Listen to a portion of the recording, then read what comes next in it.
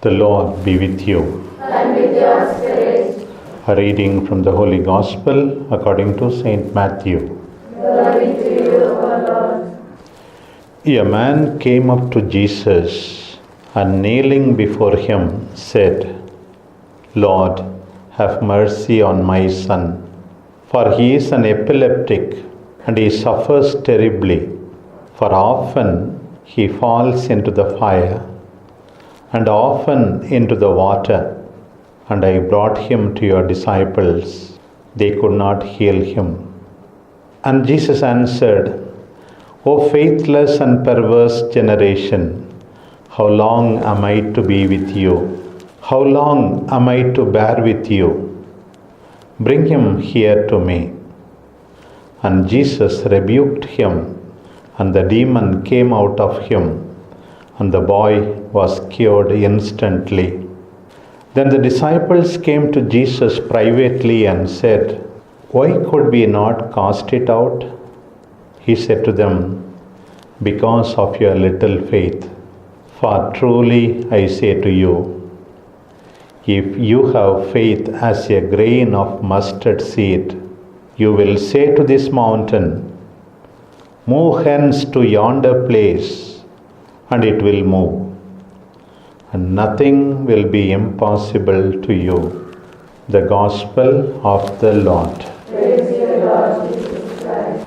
My dear sisters, as a priest myself and as religious you must be struck by these words, the words of the father of the epileptic. "I brought him to your disciples and they could not heal him." Disappointment at the inability of the disciples to heal someone. Jesus tells the disciples elsewhere, "Those who believe in me will do the works that I do. Not only that, even greater works they will do." And after Jesus heals him, the disciples came to Jesus privately and said, "Why could we not cast it out?" He said to them, "Because of your little faith." Usually, Jesus asks of faith, requires faith in those who are healed. But in this particular instance, Jesus demands faith from those who are going to heal, from his disciples. And then final words of Jesus. "If you have faith as a grain of mustard seed, you will say to this mountain, 'Move hence to yonder place,' and it will move, and nothing will be impossible to you." Let us ask the Lord to deepen our faith. May we be strengthened in our faith. This particular passage comes immediately after the wonderful experience of Transfiguration. Last Sunday we celebrated the Feast of Transfiguration. The heavenly light, the clouds, the voice of the Father, the unforgettable experience is only to strengthen to come to the plains, from the mountain to come to the plains and do the works of Jesus. May we have our experience of prayer and faith, be strengthened, and then having sufficient strength to do our apostolate with the faith that Jesus expects of us. May we not become a disappointment to the people who have so much trust in us. "I came to this teacher, he could not teach me properly. I came to this doctor, she could not heal me properly. I came to this social worker, placing my problems, but she could not solve any of the problems." The words of Jesus are clear.